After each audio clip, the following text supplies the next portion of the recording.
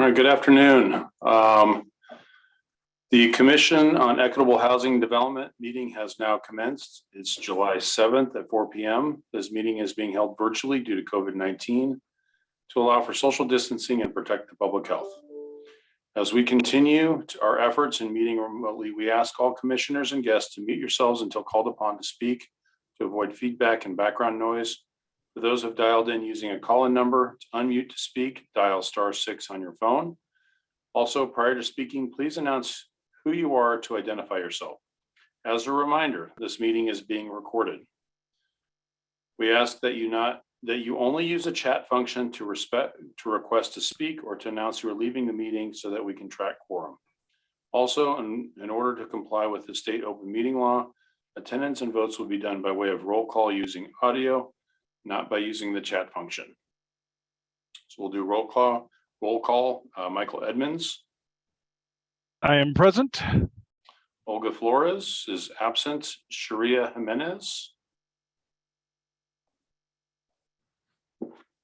I just texted Shay.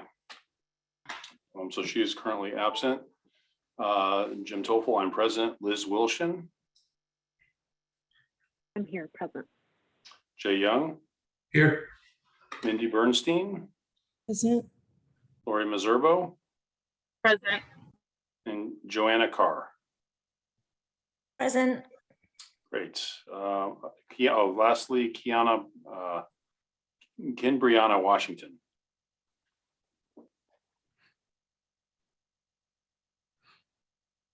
Ken Brianna is also absent. Jim Shariah joined the meeting. Oh, Shay's on? Yeah, I just joined, Jim.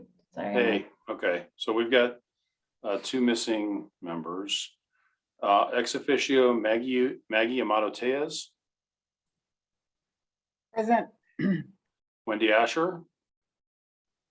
Present. Marianne Bierling. Hello. Mark Clark. Present. Vicky Casino. I'm here. Marcos Ismail. I'm here. Betty Villegas.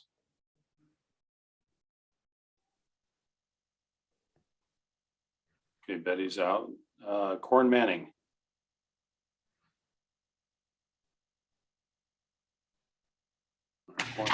And Liz Morales. Present. Okay. Corin's coming in. Okay.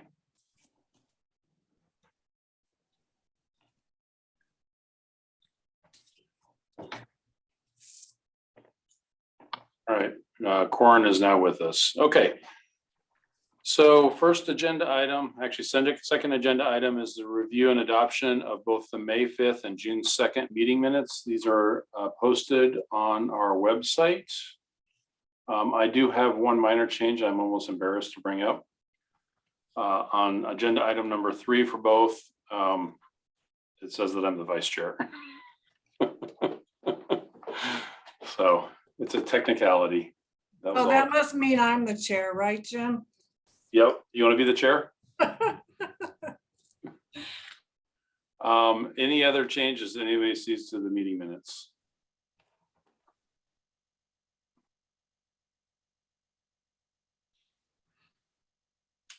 Okay, hearing none, without objection, the minutes are approved.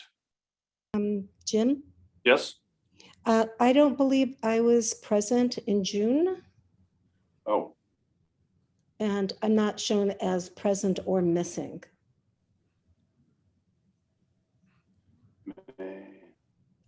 Small technicality. yep.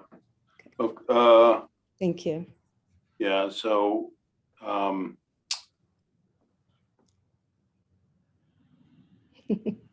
okay, Nesto, can you make those changes?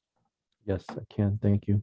All right, thank you. Okay, without objection, then with those two changes, the meeting minutes are approved. Okay, the third agenda item is the call to audience. This is the time when any member of the public may address the Commission on Equitable Housing and Development. Due to time constraints, the total time allocated for this is 15 minutes. Individuals are allowed up to 3 minutes each Due to open meeting law, commission members cannot discuss topics that are not on the agenda. Items brought up by the public may be considered as an agenda item for a future meeting. Joe, go ahead. You have the floor. Thank you. Hi, everybody. I know this isn't a place for a discussion about anything, and I want to bring up one off-topic thing, and that was just a request for city staff and maybe for the chairs of our subcommittees as well. When we're having Zoom meetings, if you notice there's nobody from the public in your meeting, it's certainly possible that everybody's lost interest in you or you're having a meeting at a time where people can't make. But consider the possibility that perhaps something in how the meeting was presented was inaccurate, whether that be a Zoom link or a meeting number or something like that, because I think that has happened. And I'm not here to call the Attorney General, not the open meeting police, but if we could consider that and just be sure we verify that public is able to access these meetings and all the subcommittee meetings, that would be great. Thank you. That is all. Okay, thank you, Joe. Any other comments or questions or thoughts?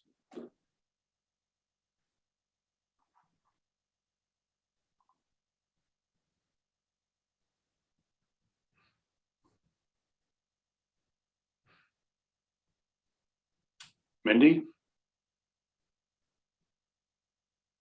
Joe, I'm not calling you out. I am wondering if you have any ideas on how we could better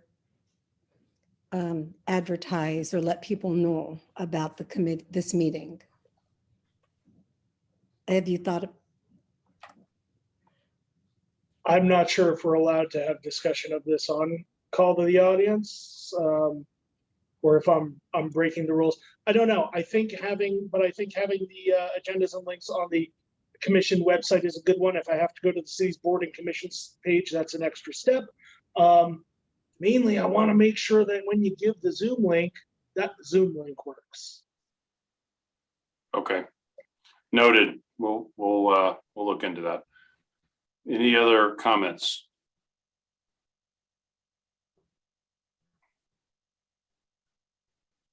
Yes.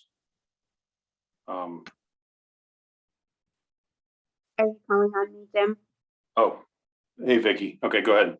Okay, just a note that with any announcements about the meetings, it should have a statement about how to request any types of reasonable accommodations, preferably not with that language, but in more general language about any type of language or other assistance.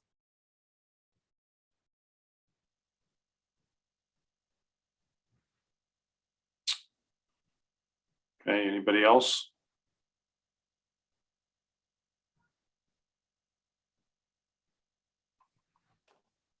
Okay, let's move on to agenda item number 4.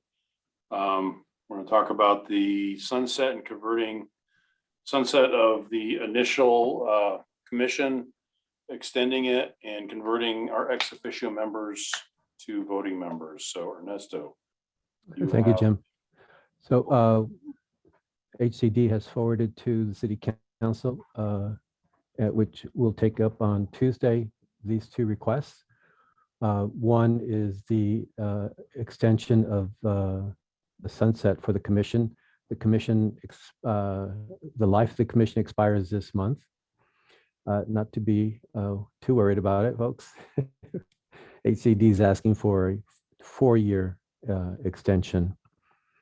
In addition, we're asking Mayor and Council approval to convert the non-governmental ex officio members to full voting members of the commission, so that they can obviously vote and more fully engage and participate in the full meetings as well as the subcommittee meetings. Ernesto, do you need any of us to do anything? I mean, do you need any of us to speak on the behalf during the call to audience or anything like that? That I don't know. Liz, do you know if that is necessary? It's, they're all in person now. So if anyone wants to come down and just be there, I'm happy to share with the mayor if we have any commission members there so that they can acknowledge you all. But I don't think, I think it'll go off without a hitch, but please feel free if you do want to make comments during the call to audience, I think that would be great too. So I would encourage you all to be engaged and be present. Is Okay. there still time for commission members to write to the city clerk's office a statement of support?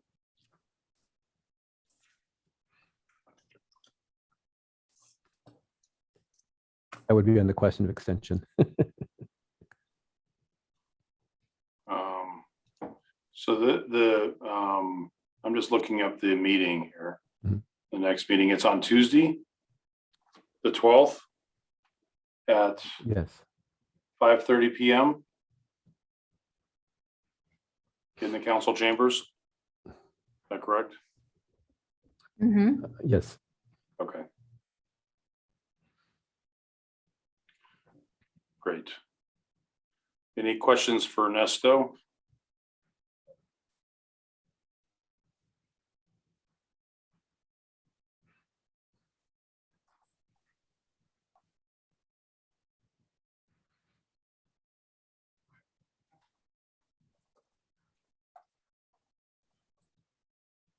All right.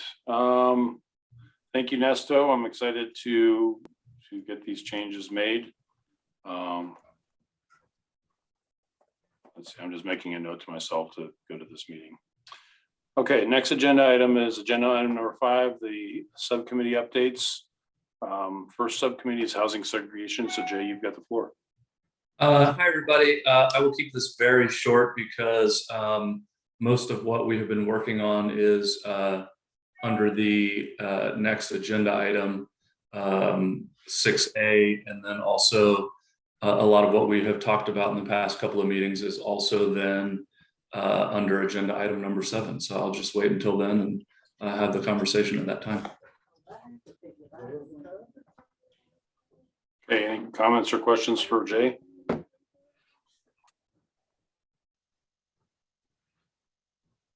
Okay, housing first. Liz Wilson. Yeah, so at our last meeting, we did review the goals and mission statements. I'm going to go ahead and share my screen to show the goals and mission statements that we reviewed. So this is something that first came up as a topic in June of 2021, and then it passed in February of 2022. It established our mission, and then initially it was just brought up because it says that our goals are the former subcommittee name, and because the subcommittee name has changed as well as some of the topics have changed, we did revise our goals, and I'm going to go ahead and share with y'all what we revised our goals to include. So a mission was brought forth and passed, and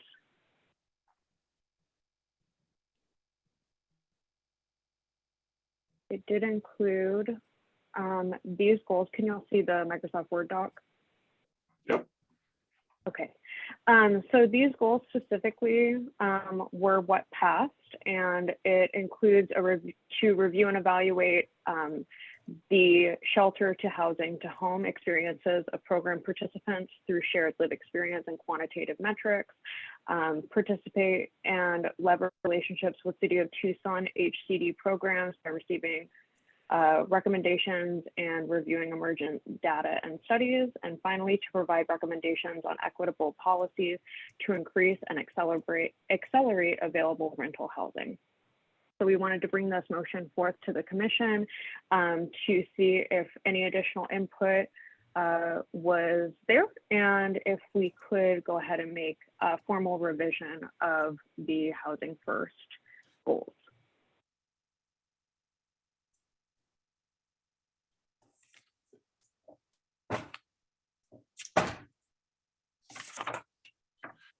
So do you want to have a discussion and then put it to vote?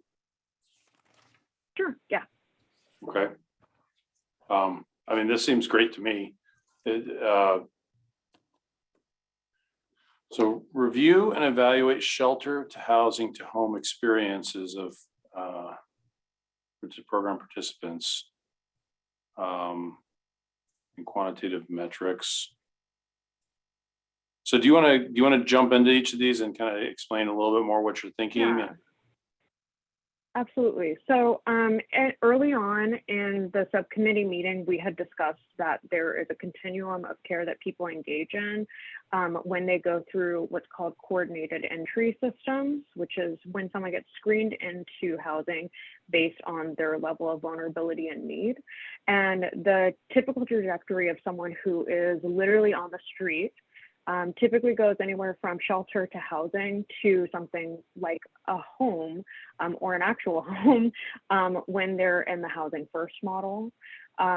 Obviously, people can be in that continuum. They can enter at a different point and they can also exit and re-enter at different points. But the goal of this goal, we want to have a carved out space for program participants on our agenda every single meeting to be sure that they're sharing their experiences with the programs. I've contacted a couple of people with these contracts, as well as some people in HCD.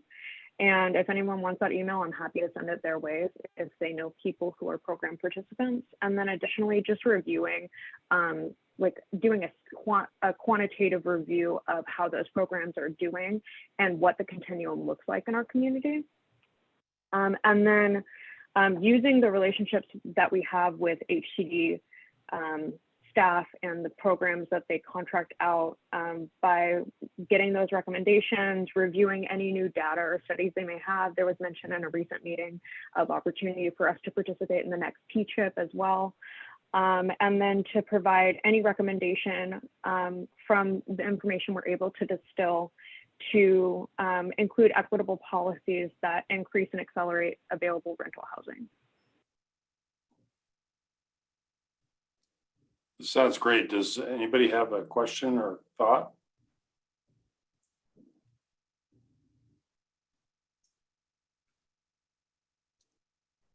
I'd love to make a motion for the commission to approve the revision of the Housing First Subcommittee goals and to strike the permanent and supportive housing subcommittee from the prior or from the future, any future references. Okay. So motion's been made. Is there a second? I will second. Thank you, Michael. So before I call the question, any discussions or thoughts on these recommended changes?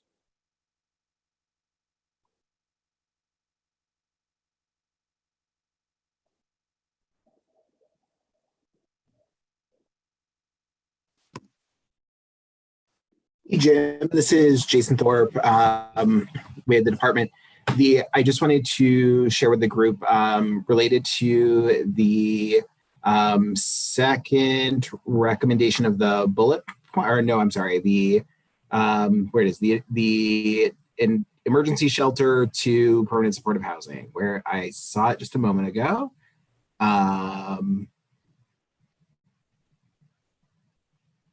Oh, okay, sorry, it's relationship with COT. It's the third line. People here, piece here being, this is data that we have readily available in data visualization form. And so we, I think any one of the reps from the Planning Community Development Division is happy to join the subcommittee in a meeting at their invite, and we're happy to share that data. But that could be shared today. It's available, just hasn't been passed along to the commission. Great. Any other comments or thoughts before we call the question?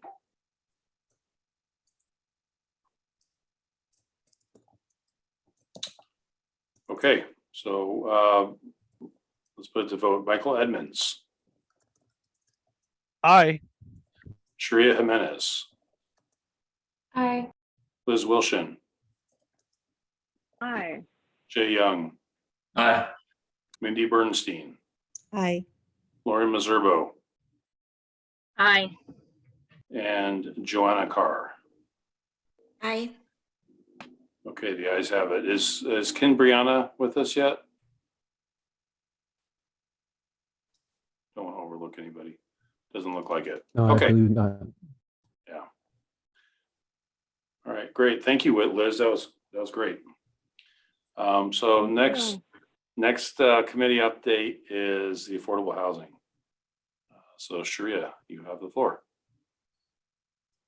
I'm wondering too, is Sarah Megason on the line? Sarah, okay, I might also ask for your help because you were a large piece of this last meeting as well. But I have the notes here in front of me. So we moved, Sarah presented for most of our meetings. She helped us synthesize our goals and action items for next steps. So we kind of reduced it to 4 goals, which are listed here in the agenda. We talked about reinstating the housing trust fund and developing more permanent and sustainable revenue sources for that fund, and that we would be the committee that oversees that funding. We talked about this as a first goal as opposed to going straight to the bond, because the general, trying to start working on a general obligation bond, just because this seems like an easier, well, first we had to have this in place we need somewhere for the money to go. So this would be the place that the money goes. So that's partly why Sarah was recommending that we do this as a first step before we go after trying to figure out what a general obligation bond could look like. And then the next step is that the next recommendation we have is that we direct mayor and council to initiate a UDC audit, which is our zoning code, and improve all barriers to the development of the housing continuum through the equity lens. I think this also pairs kind of nice with, or could pair nice with what Jay has been asking for, which is just also for us to further define the equity lens.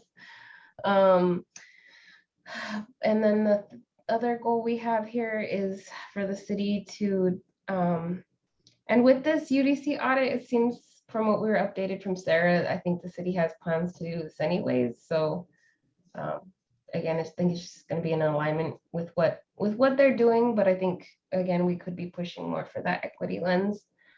And then we're also recommending that the city develop a citywide affordable housing development incentive program, which would have a menu of options for incentives, zoning incentives, including density bonuses and in lieu fees.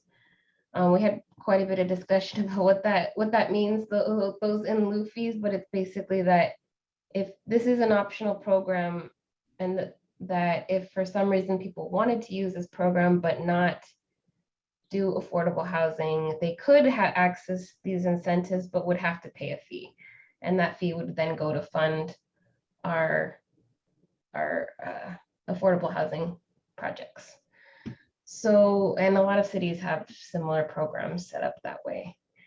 And then the last recommendation we have is for city staff to look at and begin implementation of an affordable housing permitting fast track process. And I don't, does anyone else want to add any more? Sarah, Jim?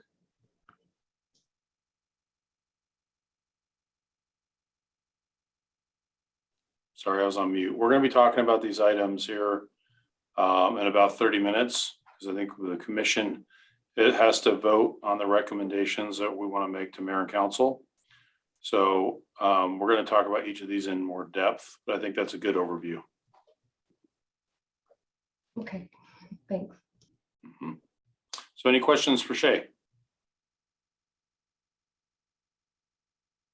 I see Mindy, you have your hand up. She's Oh. clapping. Thank you. Okay, so agenda item number 6 is Amelia? Hi, I'm from the public. Am I allowed to ask a question? Technically no, but go ahead and make it quick. Oh, I was just wondering what constitutes as affordable housing. Well, so there's I'm sorry, Jim. Do you mind if I take this one real quick and just refer to the link on our shared language on the EHD website? Okay, so I'm going to put a link in the chat, and it has all of our shared language for your reference and anyone. Amazing. Thank you so much. Thanks, Liz. Okay, any other comments or questions on the subcommittee updates?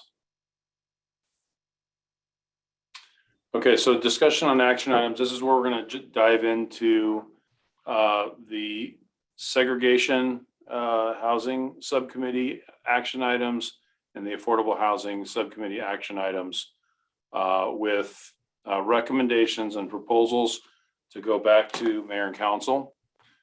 So the first one is the housing segregation, and we're going to hand it back to Jay to lead that discussion. Thanks, Jim. So I think what we intended here as a subcommittee was to potentially have this be more of a discussion time. I'll try and give everybody some context of what we've been thinking about. But y'all may remember back in, I don't know, March or April, we as a subcommittee came to the full commission with this idea of measuring equity, establishing a baseline, measuring equity, and then being able to see how we're progressing in terms of making the city more equitable. And the idea here is that as a commission and really as a city, I don't think that we have a baseline of where the city of Tucson stands in terms of how equitable it is or not. Obviously, we're focusing on housing as a commission, but housing equity goes into so many other aspects of all of our lives, whether it be healthcare, transportation, education, you name it, right? So how are we doing as a city actually in terms of equity? And I think, any discussion of equity really also has as a key component race and ethnicity, disability, those types of things, and really looking at those issues more deeply, because a lot of the equity issues we have are a result of racist policies from all levels of government, as well as from the private sector, particularly in the 20th century. And so I guess the idea here is that we're not exactly sure what measuring equity looks like or how to establish a baseline. So, what we keep kind of throwing around is asking the city or mayor and council, we don't know exactly who, to actually do some sort of study. But, maybe a study isn't the right way to go. I mean, studies can be good, but we all know that sometimes they sit on the shelf and get lost and aren't necessarily super helpful. But that's kind of the framework that we have. I don't know, just to give a little bit more context, I've been doing some research, and it's relatively easy, right? You can just Google housing equity indicators or things like that, and there are a number of resources online. So just as a couple of examples, there is a report that a number of cities did before 2016, for the most part, that are called assessments of fair housing, that really take a deep dive into equity and fair housing issues, which are very closely related, and do have a lot of community participation. So again, establishing a baseline for equity. There's one that the city of Dallas spearheaded. It's called the North Texas Regional Assessment of Fair Housing. And I actually have a Word document that I put together that's got about 10 different resources that I would be happy to share. there is the city of Seattle, for instance, has a online mapping project essentially where you can open up the map and click on different census tracts, and it shows you where each census tract ranks in terms of advantage or disadvantage. So you can think about that as, you know, access to opportunity as well. You know, and a lot of different indicators there. And again, obviously, this is very surface level. I know you guys aren't looking at it, but just to give you all an idea of kind of what's out there. There's a website called equityindicators.org. And I'm looking at housing in New York City. And it gives different scores for different categories. So in terms of homelessness, for instance, it shows age and homelessness, age and length of stay in a shelter, under affordability of housing, race and severe rent burden, race and home purchase loan denial, and quality of housing, public housing and murder is one, income and vermin infestation, and the list goes on. But it gives a score. And then from year to year, it gives a change score. So it's measuring from year to year whether or not equity is improving based on those different indicators. And then just one more that I'll point out that does a similar thing. St. Louis, Missouri measures equity. Their focus on housing is called neighborhoods. But out of 100, for instance, they give themselves, the city of St. Louis, an equity score of 48.25 out of 100. And then it talks about, you know, the rationale behind that score and shows more information. So this is a doable thing. It's something that a lot of cities are doing. And again, to kind of wrap that up, the context there, you know, the idea again is, where do we stand as a city in terms of equity, particularly housing? And then from there, what are we doing? What is being done to address equity? And then measuring equity over time. And at this point, you know, I don't think the city is really doing anything like that, but I would also point out that, you know, there are a lot of things that the city is doing, the HASP plan, just as an example, that does deal with equity. So, you know, also, I think having more information in one location could be helpful. Like, what is the city doing currently to address equity? But again, I don't really think that addresses where we're starting from and kind of this common indicator or common language to move forward from and measure it. So that's basically in a nutshell where we are as a subcommittee and what we are bringing to the full commission to see if this resonates, one, and two, if it does, what is it that we're asking for in order to move this item forward. So with that, I don't know if anybody has any questions. I'm happy to do my best to answer. Also want to see if my fellow subcommittee members have anything to add. But with that, I will take any questions and open it up for discussion. All right, Liz. Jay, this is awesome. I'm really excited to see that y'all are discussing this. I think that, like you mentioned, I don't think that there's necessarily a shortage of data, but maybe a shortage of aggregating the indicator points that we want to use to review that data. And so I think it might be a good step forward to determine, like, what are those indicators that determine equity?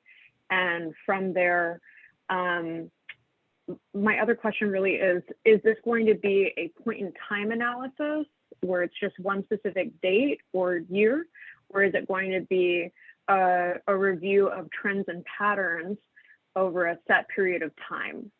Because I think those are two things that are really going to determine those next steps.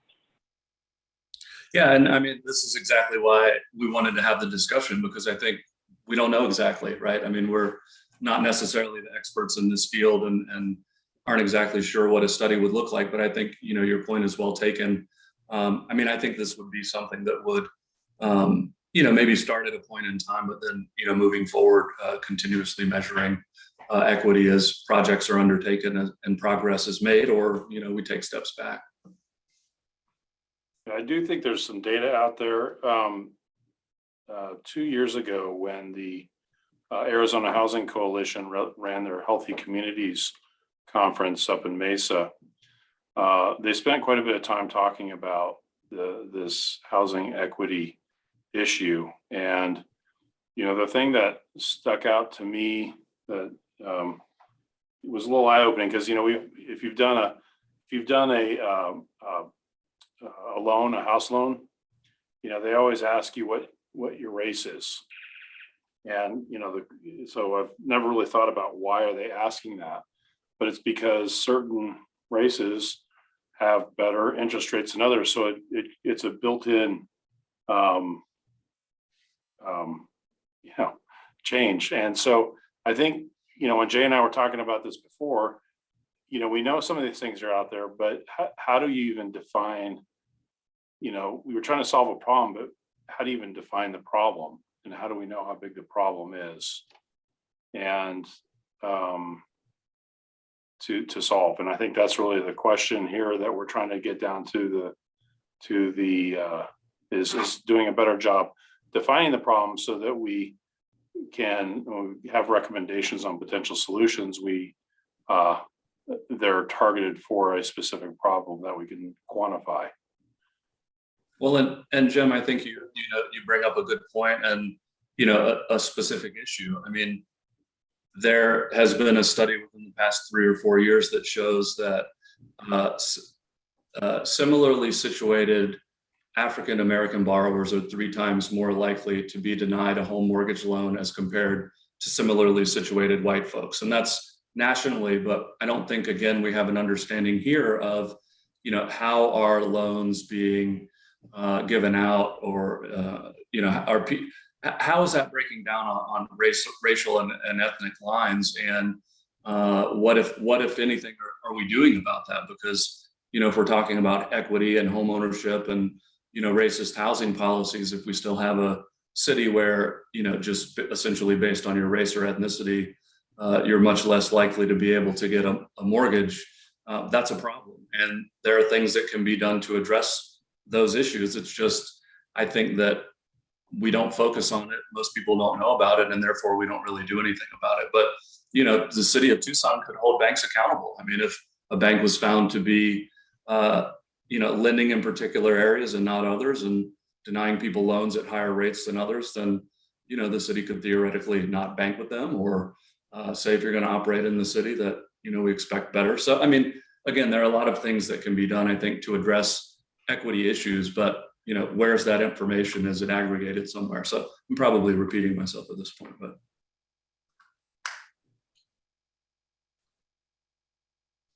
So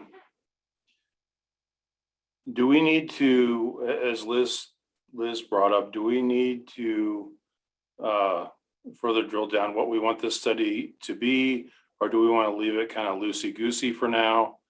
And I guess the other question I had is this something that we should be working with Larice Walker's office on, or is this something that would be done through HCD? Well, I guess what I think, Jim, is, you know, again, I'm just thinking out loud here, but I would love to know from, you know, experts that, you know, we have at HCD and throughout the city, you know, based on this kind of general broad request and some of the resources that I've pulled together that other cities are doing, I would love for, you know, city staff to come back and say maybe what could be possible, what's not possible. I mean, you know, I think the other thing that I keep thinking about is, well, who would do this work, right? I mean, we know that HCD is up to its eyeballs, and, you know, capacity is always an issue, money's an issue. So, you know, before, I guess I just want to be sensitive, and I think the subcommittee wants to be sensitive to, you know, not putting an ask out there that's really going to, one, not be possible or not be able to get done.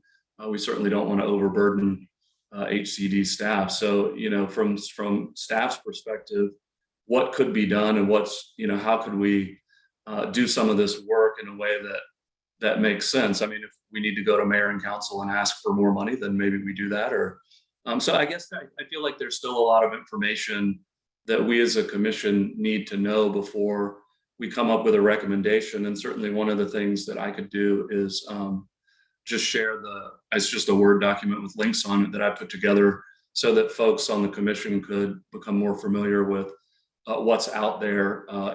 Just, in 30 minutes or an hour, I think most folks would get a pretty good idea of what I'm talking about and what's possible. Liz Morales. Liz M and Liz W. So I totally am a big supporter of this this idea recommendation, and I do appreciate, Jay, kind of where can we as city staff engage in this. And I have to say it's nice when other people do the research on our behalf and then makes our life easier. So I'm happy to spend some time with our team and read these links and information and come back with maybe some, what can we do? Where are we? Maybe, where can't we do, or as far as where are we limited? And then maybe that would help formulate recommendations. But we can certainly get back to all of you by the next meeting as far as an analysis of this work as far as our capacity. And again, I think I know we want to do this. The question is who, as I think is the question, and how do we do it? As far as if it's not city staff, what other options do we have? So thank you for this work, Jay. And maybe it really does make sense, on the one hand, being sensitive to, staff's capacity, we certainly need to do that. But on the other hand, I don't want to be limited by that if that's, going to be a limitation. So maybe one of the things we think about as a commission, maybe when we get together next meeting or the meeting after is, do we need to go to mayor and council and say, hey, you need to fund this because HCD staff, or city staff doesn't have the capacity. So, on the one hand, let's be sensitive, but on the other, let's not be limited by what things are like today. Does it make sense to have a follow-up discussion with Lori's Walker to see if this is something that she feels like they've got the capability to take on? And I know she's still getting her feet under her. She's with the City of Tucson Equity Office. So if I can respond in that, and just that we will absolutely involve her. She is, I know, going to have a team, and again, not sure how she's gonna use her team, but they could be, potential resources and support on this work. So, and I agree, if my hope and goal is that we could do a lot of it, but let's look and see what our resources are. Again, the commission has been super helpful on these type of things. And so what else, what work can we do? And then have the commission also help us engage in this work too. So I'd love to share the couple of resources that I put together. I shared some in the chat, but I've got probably like maybe a half a dozen more on a Word document. Like I said, what's the best way to get that out to the world, whoever it is that needs to be seeing it? Can I email it to Jim or Neto? Yeah. Get it posted on the website? Yeah, so Yes. I'm gonna, Ernesto, yeah. Yeah, go ahead, send it to me and a copy to Jim, Okay. please. Thank you.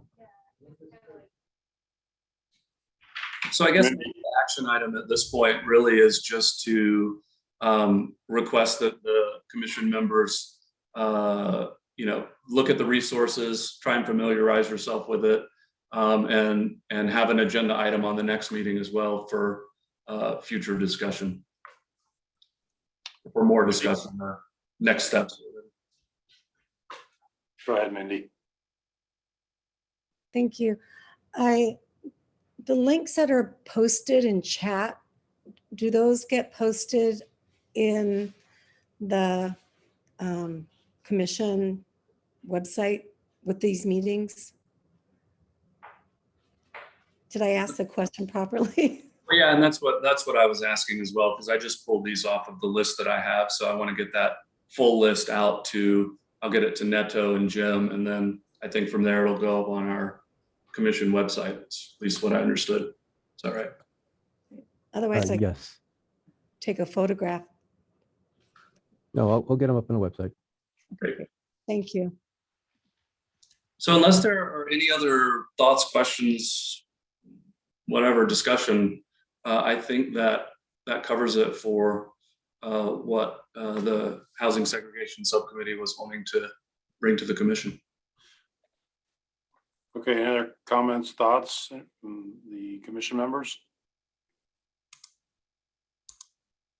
I just want to say, I'm sorry, I got kicked off out of the Zoom then. I had some internet issues. So Jay, you know that the coalition, we do a lot of equity work. So if there's any way I can be helpful, either joining the subcommittee or whatever, just let me know.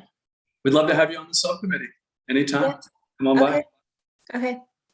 I'll be happy to join. Hey, Joanna, if you are there publications that the housing coalition has that have statewide data? It's maybe not specific to Tucson, but is to Arizona. We don't have any publications specifically with statewide data. There are statewide data resources, certainly, that we can kind of pull together. So yeah, you know, HMIS, there's work being done on eviction data. There's work being done by the Morrison Institute around data. So yeah, the data sources do exist, but no specific report, I guess, as of yet. We are trying to develop a race equity page specifically for the coalition website, and we'll be building more resources to there. So it's certainly something that we're working on, and I can see how we can probably align. Great, thank you. Okay, any other comments or thoughts?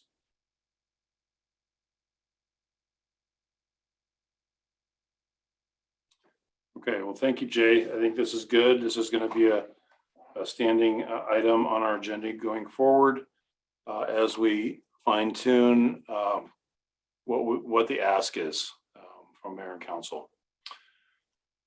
So next half of this agenda, item number 6, is on the affordable housing side. 1, 2, 3, 4. There are 5 recommendations that the housing subcommittee would like to make to mayor and council. And I think it would make sense for us to just kind of touch on each one. If there's questions or comments or thoughts, let's go, as opposed to just jumping all over the place. Let's try to go through these one at a time, and then we can summarize and vote for them on the end. Does that sound like a good plan, Shay? Yeah, I like that. Do you want to lead this, or do you want me to lead this? No, okay, I will, yes. You don't want to lead it? No, I'm not, I don't feel prepared today, thank you. Okay, well, I expect you to chime in here, so. I will. Okay, okay, so the first item, everybody has the agenda, correct? Okay, so the first item is to reinstate the Housing Trust Fund as a sustainable revenue source for funding affordable housing in Arizona. The reason this is important is, as we've talked about in the past, the lion's share of affordable housing projects come through the low-income housing tax credit program. And that is a federal tax credit that's managed by the state, the Arizona Department of Housing. And there's a 9% and a 4% track for affordable housing. And the 9% is where most of the affordable housing comes through. And it's a competitive process. And the way that the process works now is that the more that a city can contribute, the more you can leverage those tax credit dollars with other funding sources, the higher the probability of an award, the higher the project will score. And if they just rank the scores basically. So based on what the city had last year, it was unlikely that the city was going to get more than one project. And if we could get some other funding sources that are recurring, where we could maximize the points on 2 or 3 projects, that would go a long ways towards ensuring that we get our fair share down here. So, you know, the key is the key to this one is how is the Housing Trust Fund going to get funded each year? Is it going to come straight out of the general fund, or is there some way to earmark something for it so that we know it's going to continue in perpetuity? So I guess with that, I'd like to open it up for comments.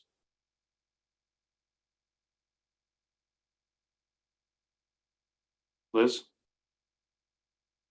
Yeah, I don't understand this. And so I'm going to restate what I think I understood you said, and please tell me where the gaps are. So the Housing Trust Fund is no longer in effect. And the question is whether the source will be from the state or from somewhere within the city or county. Not exactly. So the Housing Trust Fund does exist. Liz, correct, Morales, is it $500,000 right now each year? I'm happy to jump in here, Liz. It's around $250,000. But the policies and committee that guided the Housing Trust Fund are outdated. And so we're not going to spend a penny of that until there's clear policies and procedures on how it can be spent. But there's no longer a funding source to create additional revenue in that fund. Jay? Yeah, what does it mean exactly that the commission would oversee? But we would decide how money's spent. What exactly does that mean? And then I guess I think that should be HCD will oversee it, not CEHD. That's an error. Got it. I was like, that's a lot for us, but yes. Actually, and jump in here because I do think there's a oversight role of that was being recommended for CHD to oversee, and it's not like deciding who gets funded, but maybe the policies of what type of activities. But I'm going to ask Anne to jump in, or Shay on this. Yeah, and Marcos I see on here too. So I know the way the county does it is the housing commission does oversee the general bond funds. So when those come through, they were the ones deciding which projects were awarded and which weren't. But I don't know that we want, again, I'm not sure how we would structure ours, but I'm sure Marcos can speak to that and others. I would have to recuse myself from a lot of that discussion because of conflicts of interest if we are in the position where we have to decide which projects receive awards. Marcos? Yes, thank you. So when we had bond funds, the County Housing Commission was charged with collecting applications, and well, actually our department, assisted and did all the legwork. And basically the Housing Commission was making recommendations for the Board of Supervisors. The Board of Supervisors would then have the final say or vote with regards to funding a project. But we did rely on the Housing Commission to make recommendations. Staff provided a lot of support with regards to the RFP process, developing the applications, and then helping to schedule meetings with a subcommittee. And that was the other thing. There was a subcommittee that was formed to review an application when one was received. And so so for what it's worth, that's the process that the county was using. And I think it was kind of similar to the process the former City Housing Commission and their role in overseeing those funds, I think, was somewhat similar process. Jay, did you have another comment? I did. I meant to take my hand down, but I think Maggie was before me. Okay, go ahead, Maggie. Thank you. So, so Jim, you premised that discussion with the LIHTC projects, but the Housing Trust Fund isn't always just for LIHTC projects, right? It's for different types of affordable housing. Mhm. Will our proposal be a little bit more general as for like affordable housing? I understand the importance in ranking and getting points for the LIHTC projects, but would we be able to use these funds for affordable home ownership or other types of housing development? I believe so. You know, it's one of those things where, you know, it's almost guaranteed that if it's just for LIHTC, there's funds that are not going to get used, because the city can say, okay, we're going to select XYZ projects to receive Housing Trust Fund funding, and then those projects may not receive the tax credit award, which is going to provide the lion's share of it. So what happens with those funds if they don't get used in LIHTC? So I think by definition, there's going to be funds either returned or where there's not an award made, and there has to be other ways of using that money besides LIHTC. That's my personal opinion, but I mean, I think we can define how we think it should. What I'm hearing from Liz and Ann is that we've got some flexibility here in terms of defining how we think that those funds should be used if we can get them. So, yeah. Okay, Jay? Yeah, maybe this is down the road a little bit, but you know, you did mention where the money would come from.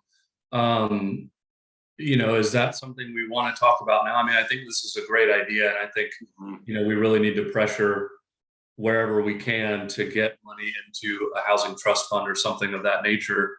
I mean, when I think about the fact that the city passed, what was it, the $700 billion bond for roads, it sailed through, no big deal.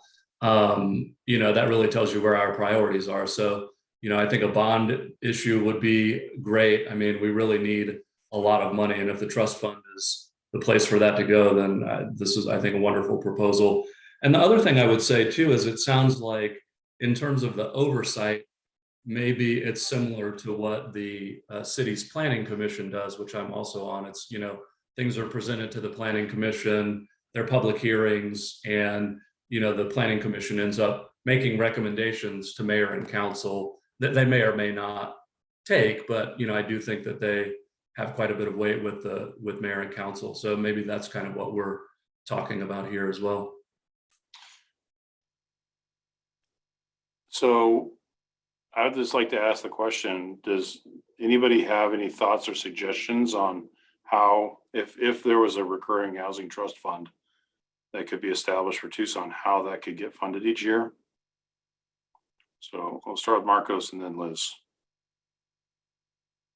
Yes. So, you know, there are a lot of things, unfortunately, that have been preempted by the state, but you know, and I think a lot of it depends on the city's charter and what statutes the city has to follow under the Arizona revised statutes. But we learned a couple of things, you know, when we were trying to get the county housing trust fund going.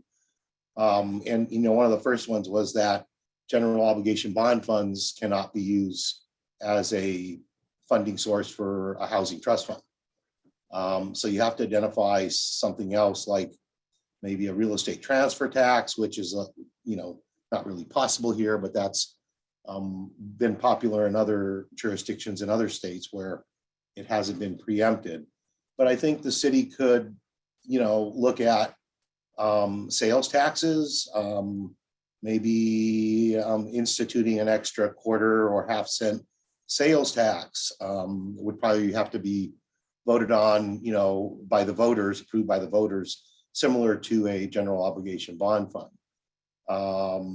You know, the condominium conversion fee was what was originally identified and set up as the funding source for the city's housing trust fund.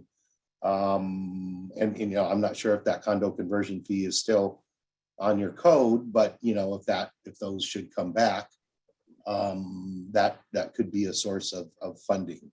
So, and you know, there could be other cities have done nexus studies to be able to justify a impact development fee. But you have to do a nexus study to be able to assess the impact that new housing developments are going to have and be able to, you know, justify your impact fee structure. I believe, I think San Francisco may have done something to that effect. So those are just a few ideas. And, you know, I think it would probably be, you know, maybe something one of the subcommittees might look at. And, you know, I don't know if the, you know, the city attorney has resources where they could have, you know, a real estate attorney possibly assisting or providing some guidance as you know, the this commission or one of its subcommittees, you know, explores these possibilities. So those are some of my thoughts on that, you know, with regards to the funding. All right, good, Liz. Yeah, so I have a suggestion and a question. My question is, how do we get ballot initiatives regarding sales tax and bonds onto a ballot? Is it something that's community done or put forth by the city? Mayor and council have to approve it, I believe. And my other suggestion would be along the lines of a sales tax is, what if we suggested a tax for the booking of Airbnbs? There are some communities that have community taxes on Airbnbs as a fee. And these are properties that just are not available for community members most of the year or part of the year, that otherwise could just be housing. I think there's a state preemption on that as well, as far as taxing Airbnbs.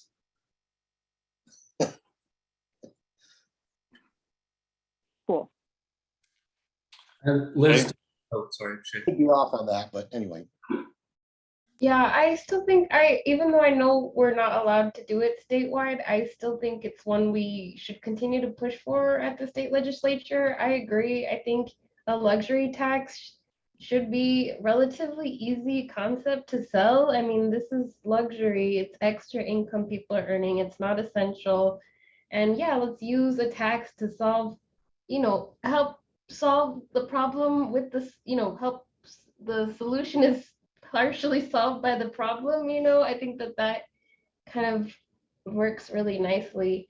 So I really love this idea, but again, I think it's just going to be like, that's like a long-term battle, you know, but I think it's one we should, every time we get state reps here, we should definitely continue to ask for and push for. But I keep wondering about construction sales tax. Like, is there any way, because to me, that's one that's like, Marcos, is that preempted as well? That's Jim, no, but Jim's gonna preempt that. Why wouldn't you try like a few cents on the dollar? I mean, come on, like it's like that's a huge moneymaker for the city. Don't get me started, Shay.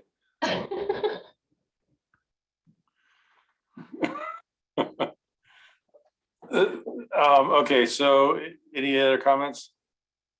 I want to hear just briefly, Jim, why is this not feasible? Well, this construction sales tax is something that we deal with, but you know, on a typical affordable housing project, right now, I would say between state, county, and city sales tax, there's over $1 million between the three. But I can tell you that the city, in large part, typically takes whatever sales tax revenues they generate on affordable housing, and they offer to put those back into the deal for offsite improvements.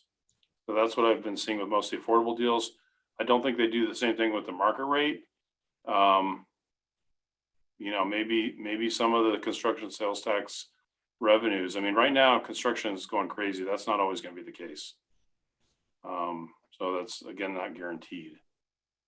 Well, right, but so you're saying it is already getting factored in. Some of that is already getting factored into some affordable housing projects. Well, definitely on the affordable housing side, yeah. So I think that is another way that the city has been really good, I think, about trying to reinvest into the projects to make them feasible. Well, then wouldn't it be fair to ask that from like for-profit, on the for-profit side? I mean, again, just considering how few and the unwillingness of for-profit developers to build in or put in any affordable housing into their project. I mean, I feel like, I don't know. It's so it reminds me of something that happened in Santa Fe, where they said every multifamily project had to have an affordability component. So a certain percentage of units had to be earmarked as affordable housing. And guess what happened there? It became harder for projects to pencil out and fewer projects got built and the housing got even less affordable. So, you know, my personal opinion, and I know I'm just one person here, my personal opinion is things that we can do to make it easier to develop, regardless if it's for affordable or not affordable, will help with the supply. And then the supply and demand curve will eventually come into place. And you know, but right now, especially in Tucson and in Arizona, we have a huge supply problem where there's just not enough housing. And so anything that we can do just to increase the supply of housing will help with the affordability. That's my personal opinion. Maggie, or CJ, I think you were next, and then Maggie. By the way, I like the haircut, CJ. Thanks, Jim. I mean, I hear what you're saying. That the last part, it just feels like hoping the market will correct itself, which is almost never right, in my opinion. But I just wanted to bring up, this is something that maybe, I don't know if Ann, this isn't fresh in my mind, but I know I was talking to Ann a few months ago about what they're doing in Tempe with their use of a trust fund and how that kind of plays in. I don't know if it's something that is equal to the size of the problem of as far as the housing crisis here, but it's something that I've been trying to keep an eye on, and it's, like I said, it's not fresh in my head, but yeah, I wanted to bring that up and see if Ann or Liz can speak to that. I know that we talked about it months ago and I haven't kept up with it. Yeah, that's all I was going to mention. Maggie. So why just go after the, new construction and developers? How about, and I don't know, the laws, but, sales tax on, sales of homes, especially sales of homes to people outside of the city, to all the Californians, all of the investors that are coming in. I'm wondering, and maybe take the approach of a nonprofit, maybe some kind of a campaign to fund it from the public, because if anything, the affordable and the housing in general crisis that we're going through right now is hitting everybody. So I think it's actually maybe a good opportunity to kind of just appeal to the public, and maybe it's not enough funds, but who knows? But it's a way to, I think drive home the fact that it's the solution. It has to be not just the people that are in this Zoom, but the community at large has to be involved, I think, to help really resolve this issue. Okay, Joanna. Yeah, I just want to say something about the Airbnb and short-term rental tax. I'm trying to rack my brains because I remember at some point I did some research on the preemption that restricts short-term rental and whether a short-term rental tax will be included in that preemption. And I have a feeling that with the interpretation, there was some like possibility and way around it. I mean, certainly the preemption prevents any, municipality from restricting the use of a property for Airbnb, for example. But I feel like there was something around the short-term rental tax. So I just want to mention it. I don't know the answer, but I'm going to dig and come back at the next meeting. Hopefully being a bit clearer on this. That's all. Thank you, Liz. Yeah, so I want to bring up, it hasn't really been discussed in the commission, but that we're like irrefutably going into a recession. And so I just feel a little bit of concern about possible futility of some of these efforts. Every time there's a recession, people tend to decrease their luxury purchases unless they are someone who is just way more likely to be making those luxury purchases. And by adding taxes on things like home purchases, I do feel concerned that people, just everyday people, are going to be even more kept out of that opportunity, and that the city will just be exacerbating a need for housing by trying to fund housing.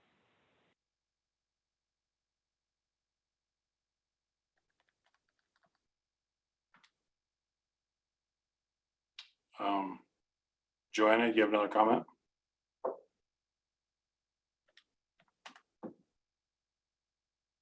Oh, no, sorry. I just didn't put my hand down.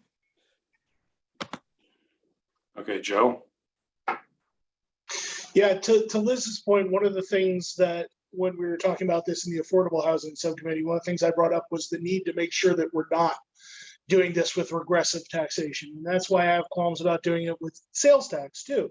And that if you're going to have a tax, an additional sale or transfer tax, that maybe that can be limited at a certain price point. Or one of the other things I brought up we didn't really get into was it's a huge change to property tax structure, but making that progressive instead of a rate for everyone, just like we have progressive income taxes, that as the value of your property goes up, that the rate could fluctuate with that too. I don't know that anybody is on board with it. I know that there are places that have it, but keeping that progressive taxation principle in mind, I think is important to speak to kind of what Liz was saying. Thanks. So I just was, while we were talking, I was trying to do a little bit of research online on what would 1/10 of a point in sales tax revenue mean. And the only thing I could find was back in 2017, when there was a 1/2 cent increase in the sales tax on the ballot. It was estimated that was going to generate $250 million over 5 years. So if it was 1/10, assuming that everything stayed the same between now and 2017, if it was 1/10 of a point, that would translate to roughly $10 million a year in additional revenues. So, I was thinking of a number less than that, so I don't think we're talking about huge increases to the sales tax if there is one. CJ? Yeah, I just also meant to just respond to someone asked about putting stuff on the ballot, right? And I think probably a lot of folks here know this, but just in case anyone doesn't, that yes, mayor and council can refer something to the ballot, but people can actually do that as well. It's a lot of work. It's a ton of time and work, but just something that a group of people want to do. We do have the ballot initiative process here, and you have to collect an ungodly amount of signatures to get it on the ballot, but that is something that we do as well. Okay. So let's, unless there's anything else, I think we should maybe move to the next item. I think there was some really good discussion here, and Shay, I don't know what your thought is, but my opinion is we probably need to flush this out a little bit more before we make a recommendation. Yeah, I think, it would be nice to go to mayor council with a viable source, that's outlined and, but it's hard. It's like, I just always see it as pluses and minuses. It's like, do you tax upfront? Do you tax later? Are you trying to reduce the cost for the developer? I mean, you know what I'm saying? There's different strategies and and ways of thinking about how you make, affordable housing more affordable. And I think making sure that all these things are in alignment, when it comes to taxes. I think it's going to take some time to think about it strategically, and making sure that the pluses and minuses are ending up in a positive direction and not a negative direction. I don't know how else to say it, but whatever credits are given versus whatever is taxed, there has to be some net positive there, right? Mark? Well, to Shay's point, I think these are very complicated issues. And if we look at like the road tax that just got passed, I mean, there was a huge amount of work that went on behind the scenes getting ready for that involved conversations with the chamber and the leadership council. I'm sure Saba, those sort of groups. So, I mean, I think if we're really serious about moving in this direction, which honestly, I have some serious concerns about what Liz said earlier in terms of where we are with inflation and people's concerns in that regard. I think, but this is a long-term issue. It's going to take some while to put something like this together, and we have to work with those kind of community groups, especially if we're going to go to the ballot. Because having a fight with a large, well-organized opposition, I think will make it much more difficult. So. Good comment. Okay, so the next one is to recommend to mayor and council to direct staff to initiate a unified development code audit to identify and improve the barriers to development of the housing continuum through the equity lens. So this is in layman's terms, zoning flexibility for housing.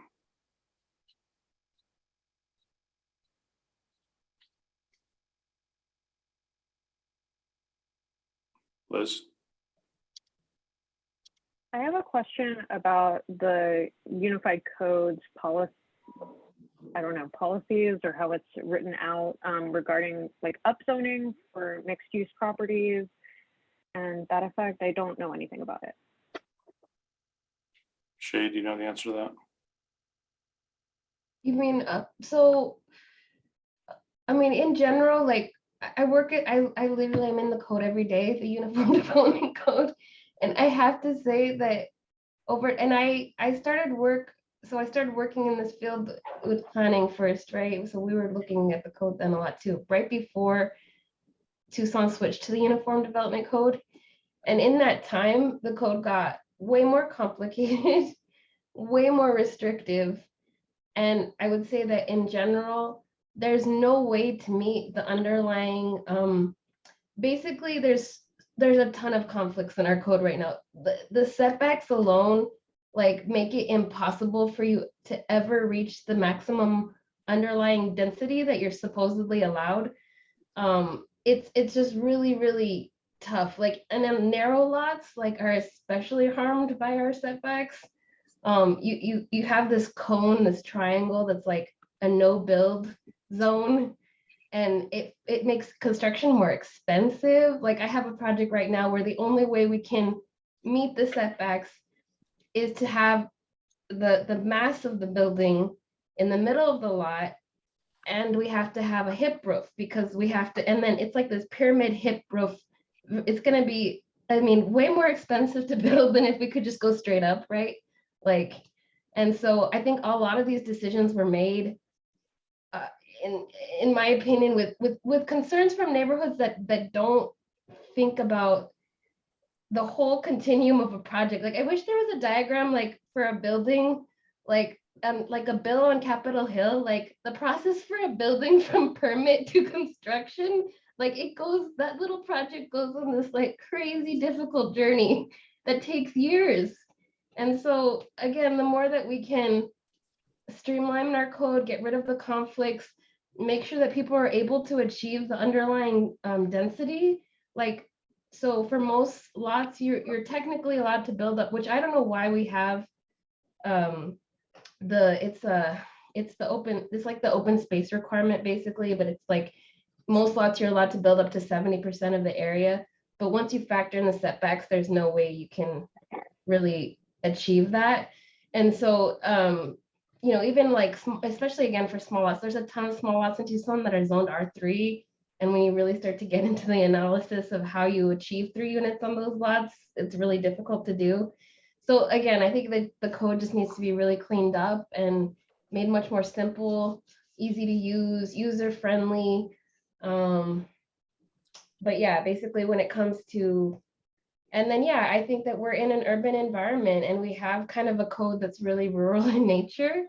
And so thinking about how are we growing as a city and how do we want our urban environment to be? I think those are really important questions that need to be reevaluated at this point, because infill is really, really hard to do. And if infill is hard to do, that means that sprawl is the alternative, and sprawl is an environmental disaster. Like, we can't keep sprawling. So I think asking the tough questions and trying to figure out with our community what an urban Tucson looks like is like a really, really important piece of reanalyzing the code. So can I suggest that it be a little bit more specific about what we're trying to bring to Mayor and Council? It sounds like we're trying to look at the ways that the code makes development requirements mutually exclusive and limits that development, like just identifying kind of what we, improving our walkability, reviewing what urbanization looks like for the city, and what community priorities are. Just a suggestion. Joanna? Yeah, I just want to add, I mean, I think this is a really important step, but I think it would be really good to see some language or attention specifically about who undertakes or should be undertaking this particular task, especially because, there's a mention of this being done under an equity lens, ensuring that there's a diverse group who's reflective of the Tucson population is really important, but also ensuring that whoever undertakes this, has that buy-in that this is important, and understanding of the issues around zoning and the barriers that they present. So I guess I'm saying I'm not too clear on who is being tasked with this, but that's very important. Yep. Jay? Yeah, I think this is a great suggestion. Obviously, Shay, you mentioned the connection to equity earlier. This is just a huge equity issue, zoning, and where it came from, the effects it's had, both intended and not. So yeah, I fully support this. And I think to Mark's point just a minute ago, I mean, if we really start to look at a lot of these underlying equity issues in the community and really start pushing, we are going to face a huge wall, whether it's from established neighborhoods, whether it's from the development community, real estate agents, what have you, because there is just a ton of vested interest. I mean, this is essentially what our economy is built on in a lot of ways. So, trying to get at some of these things is really going to stir up a hornet's nest. But, I think that's what we need to do. And, not to mention climate change and how we need to be building our cities so that we can survive a couple more years. It will be good. So I think this is a great idea. And, again, to Mark's point earlier, and just this whole conversation about equity, we really, really need to involve not just the players and stakeholders, but particularly people whose voices are typically not heard, because the people that will come out against this are the people whose voices are always heard and already have power, and the people who are affected by this are people that don't, and those people don't show up. So, I just think that that's a critical piece of the puzzle as well as we go forward. So Ann and Liz, this is part of the HAS plan. Actually, the next 3 are. Do either of you have thoughts or comments on this?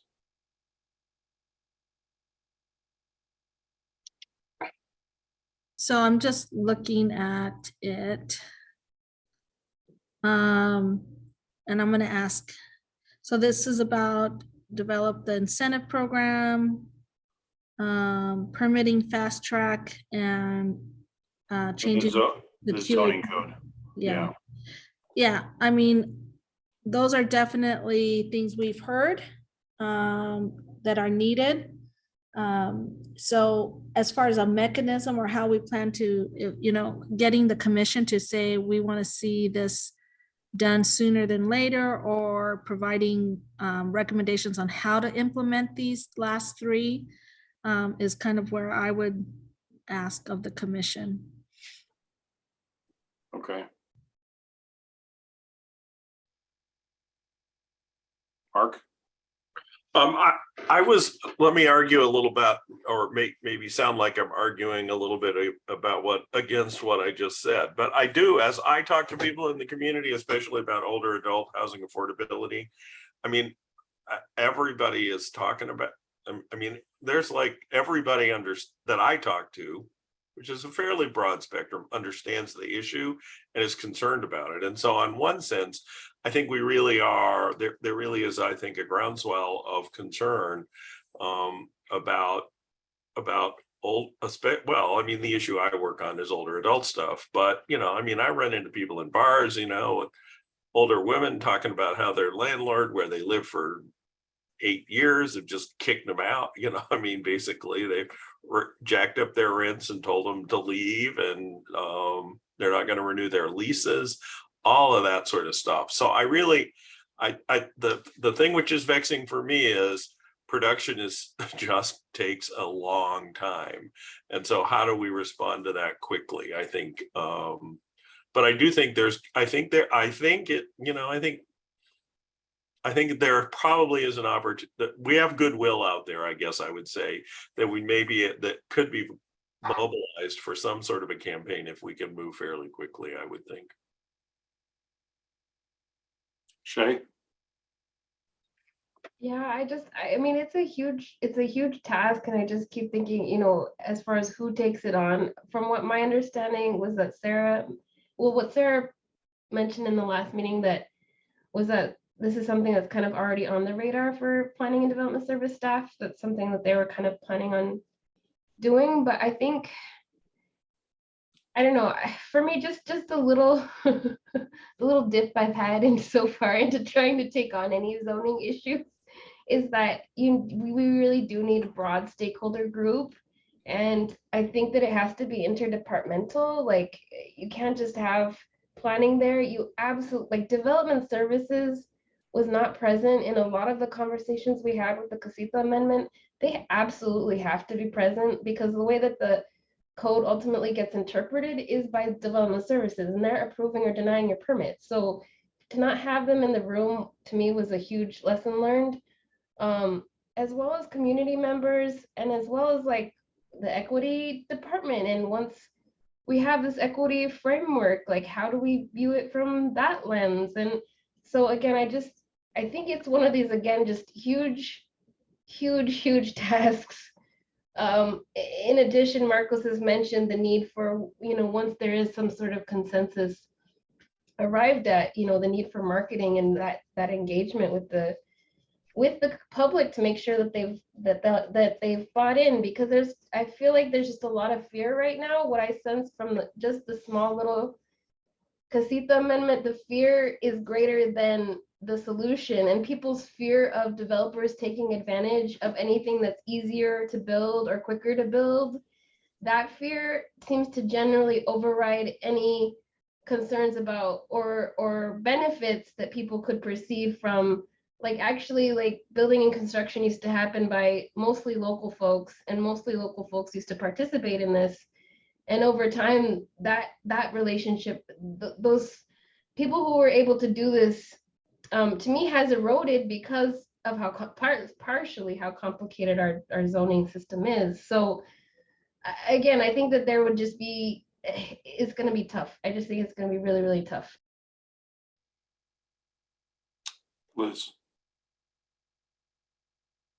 Is this something that we could begin to kind of distill into more concrete and actionable priorities and goals by having possibly a special group or session that meets on some sort of basis regarding this topic? That would be my suggestion.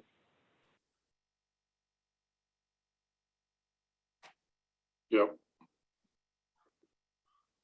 Okay, any other thoughts or comments on this next item? Okay, the third item is for the HAS plan.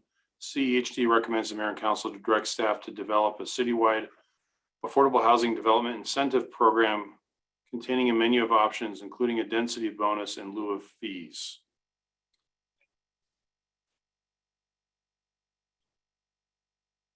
So this, I believe, would be done by HCD, correct?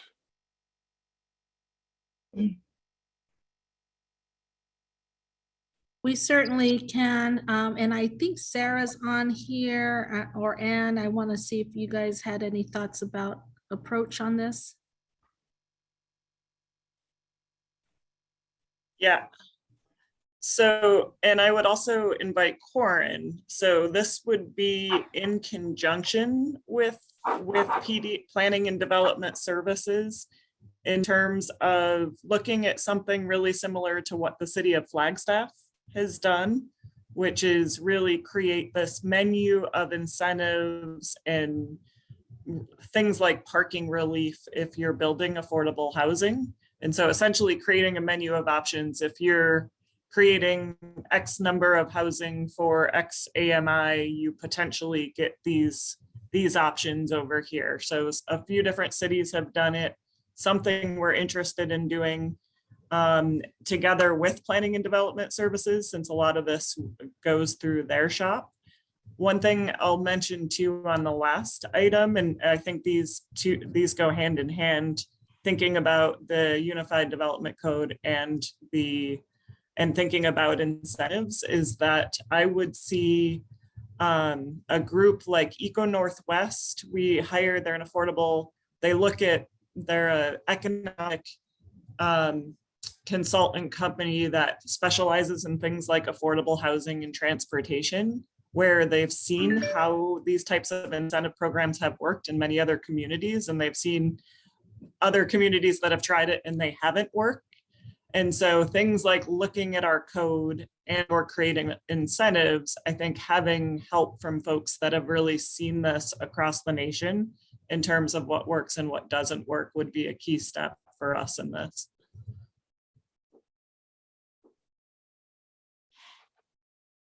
Liz? Is this something that developers would be able to use in places where there are already incentive programs like GIPLET or GPLET, I don't know how it's pronounced, and the central business district and places like that? Or would it be considered like an either or situation? I can pipe in on this one because it's tough for a GIPLET to work with a tax credit project because the entity that uses the tax credits has to be the owner of the property. And I think for a GIPLET, the Rio Nuevo needs to own it. And then there's a buyback after a certain amount of time. So from a tax credit perspective, no, but if they don't have a tax credit project, then they probably could use both. Yeah, and just to add a little bit to that, and Ann's description, I think what we're really looking at is zoning incentives that, yes, would be layered with financial incentives and meant to complement each other. But I think both of these points are really focused on zoning. So the actual land use policy and development parameters for affordable housing. Really, and the third one also is kind of along the same lines, which is the fast track through the permitting process. Any other comments or thoughts on these next two?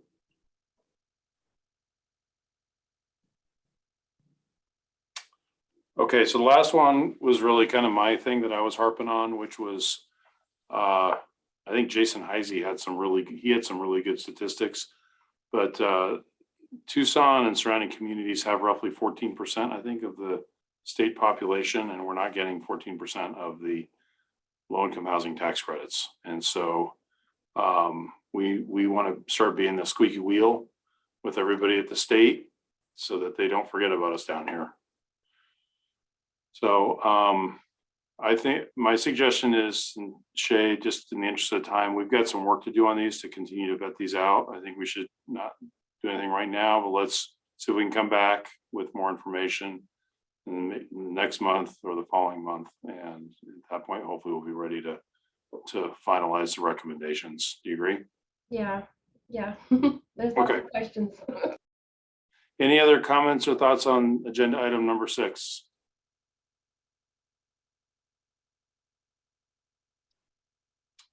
Okay, number 7, discussion about housing and related issues and informational presentations, particularly if they don't require. Is that the same thing, Nesto? I guess I missed that on my review. No, I'm sorry. I think Jay wanted that on the agenda. Jay? Oh, is this Jay's? Yeah, it's something I brought up. I'm sorry, y'all. I'm having some issues with my camera, but I am still here. So one of the things that we talked about a lot in our most recent subcommittee meeting, really maybe the last 2, is just our frustration with how the committee meetings, our overall commission meetings are going. And of course, today it's gone very differently, which is, I think, what we have all been wanting. But basically, we were wanting to ask that the informational presentations be limited during the commission meetings, unless there are things that that the commission is being asked to take action on. I think we feel like we need to be having these conversations like we're having today.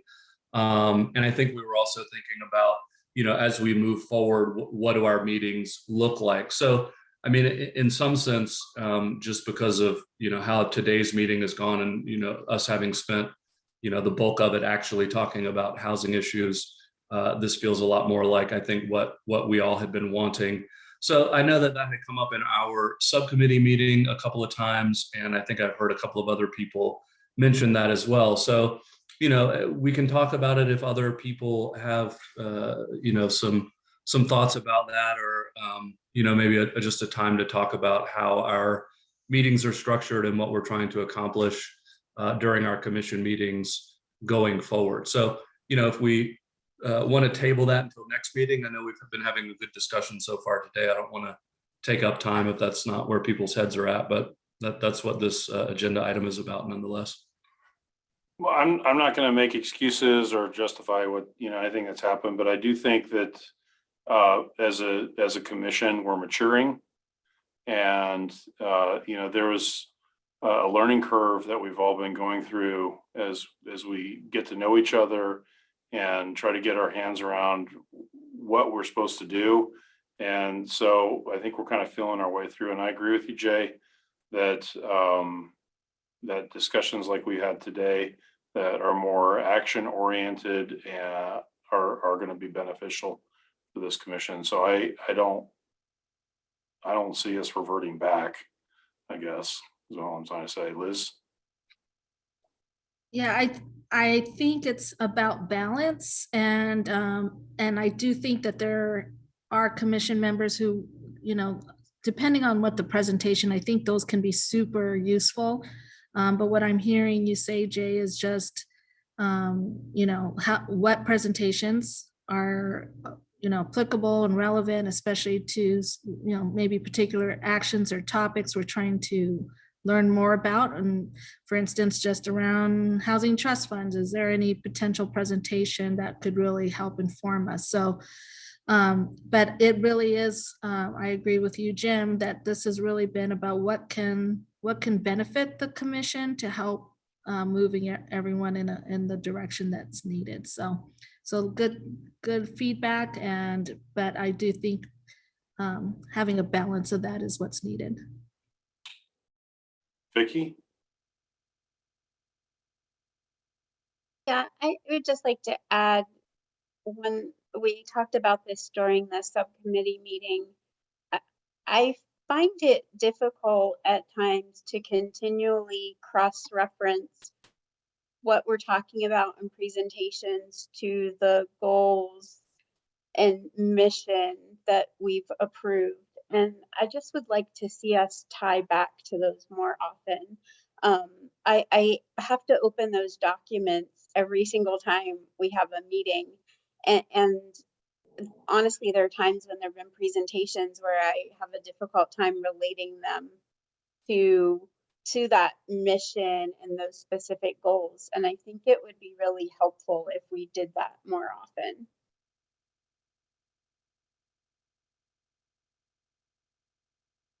Good feedback. Anybody else?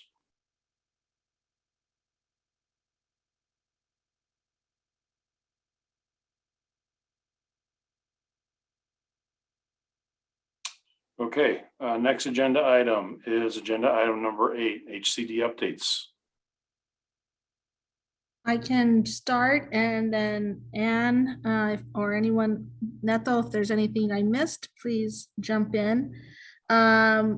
So I wanted to share that, talking about presentations, I'm suggesting and making a recommendation that at our next meeting, we talk about the opening of the wait list.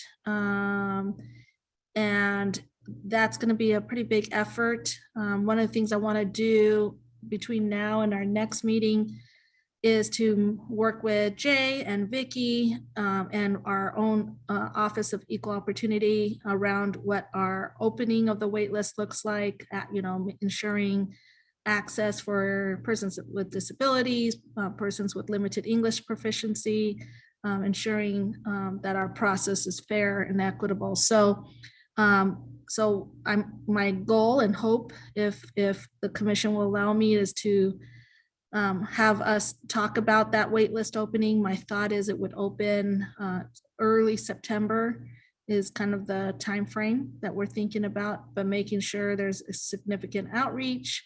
But I wanted to kind of give everyone that heads up that that is coming soon, and want to do that in a collective way and in partnership with our, not just the commission members, but our nonprofits that serve the community. Also wanted to share that this coming Tuesday, we'll be meeting with mayor and council, doing a presentation around eviction moratorium that's been in place for our public housing. It was the moratorium for the public housing and housing owned by the city was through June 30th. So either the mayor council will want to extend it or lift it. My recommendation will be to lift it for a variety of reasons, but mainly because there's really not a need for an eviction moratorium because it's public housing. We're able to adjust rents based on income. And also we're seeing a drop in our rent collection. So we need to ensure that we're, for the purpose of running the public housing properly, is to ensure that we're collecting the rent. So that's going to happen on Tuesday. If anyone has any questions on that, I'm happy to answer that. Liz Wilson? Yeah, so the lifting of that moratorium, will it result in the city collecting late fees on people who haven't been making those payments? So we haven't been assigning any late fees. So if it's lifted, that we would say that beginning August 1st for any new rent that's not paid. So August 1st and going forward, then late fees would apply, but we are not applying any late fees to any rents that were owed during the moratorium. Our goal is to, anyone that does have a balance, is to work with them to get a payment agreement. Eviction would be the last recourse if we can't get any, the resident to cooperate or communicate with us after multiple attempts. And do you know those rent arrears, would it be for like a specific period of time, like the last 12 months, or would it be for the entire period that they haven't been paying rent when the moratorium's been in effect? So the time period that is March of 2020 through July 31st, that is the time period we'll be working on doing a payment arrangement going forward. And one last question, do you guys feel like you have adequate staff to be either doing retroactive adjustments on whatever their income percentage is for rent, or working on those payment plans, adjusting accounting, that sort of thing? So yes, we definitely have the staff. We've done a lot of payment adjustments already, or rent adjustments based on people losing income. Our assumption is the ones that are currently in arrears, it could be just not related to income change, but just failure to pay. But many of the ones that, as throughout this period, when we knew people weren't paying, we would engage, help them. Some of them got assistance through the emergency rental assistance program. We, of those that we could, that did say, I need help, we worked with them. So I don't think it's going to be a major ordeal. It's just a matter of just trying to engage and get, and our hope is that now, if these residents are paying because they know we won't evict, if they know that we can, that they'll work with us. And that's all we want. I do have one more question. I'm sorry. It is do you have any sort of estimate or idea of how many people will face eviction because of failure to pay? So my estimate is 0, but what we have is 190 people that we have identified as being in arrears, and some of it could be very, very low amount. Some might be at have more significant. I'm asking for a list to understand the range. I know the total dollar amount, which is 130,000 is what's currently owed during that period of time. So the good thing is I don't expect evictions. It will be after, if it is anyone that is just completely not engaging, not talking, and we've made multiple attempts. But at this point, I have no idea if that's the case once people know the eviction moratorium is lifted. Thank you.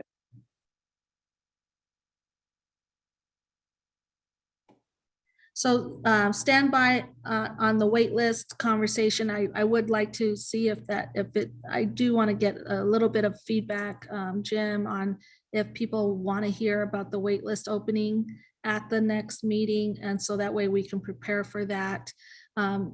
Regardless of a presentation or not, we will share the information on the wait list opening with the commission.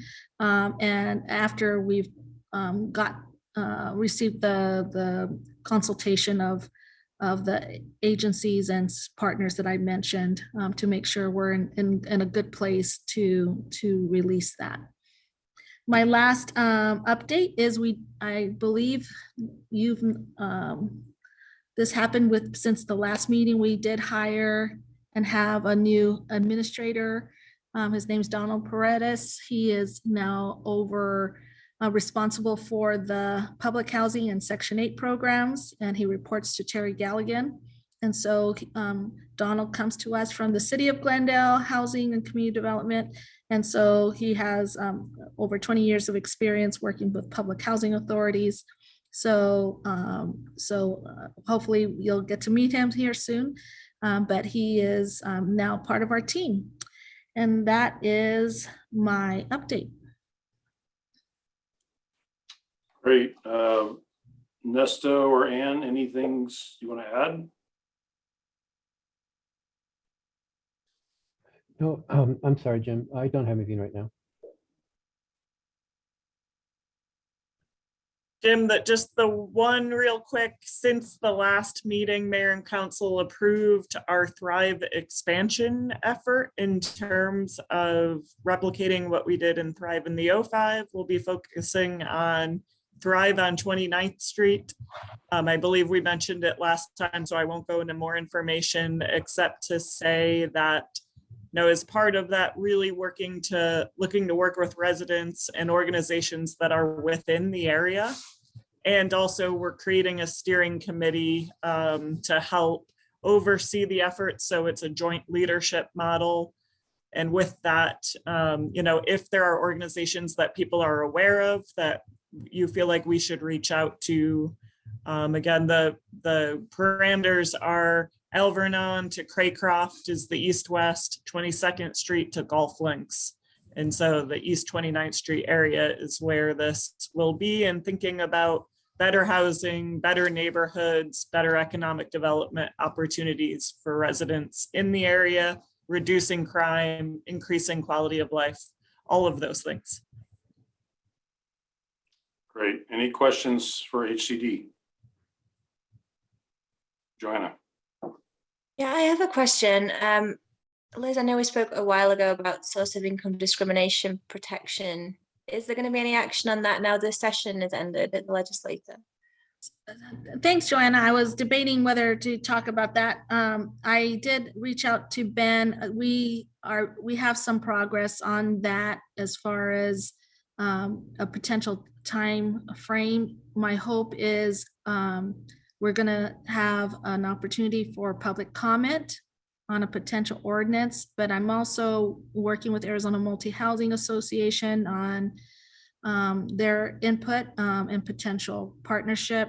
So what we hope to do is get it out for public comment.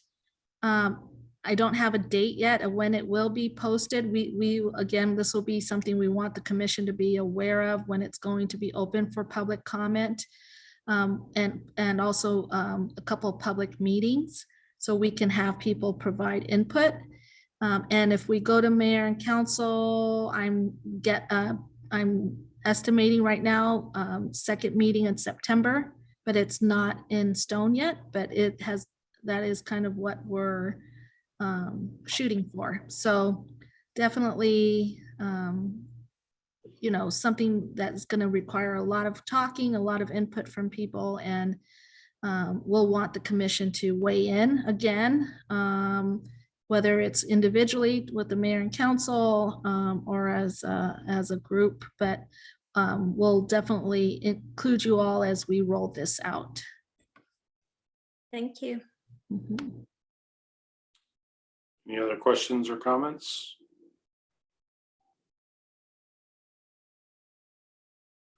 Okay, our next meeting is August 4th.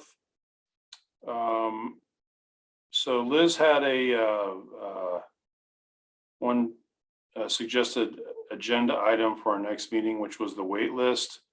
And I don't fully understand what that means, Liz, but how do the rest of the commissioner members feel about adding that onto the agenda next meeting? Yes.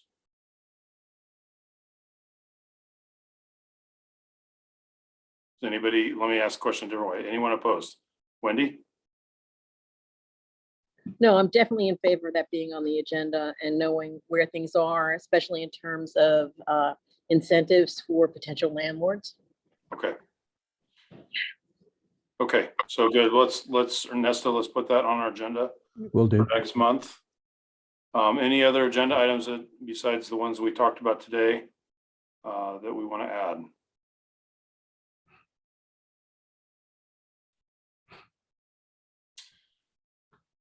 Okay, well, it is 5:56. One thing I just wanted to mention before we adjourn is the Arizona Housing Conference is going to be held August 18th and 19th in Scottsdale this year.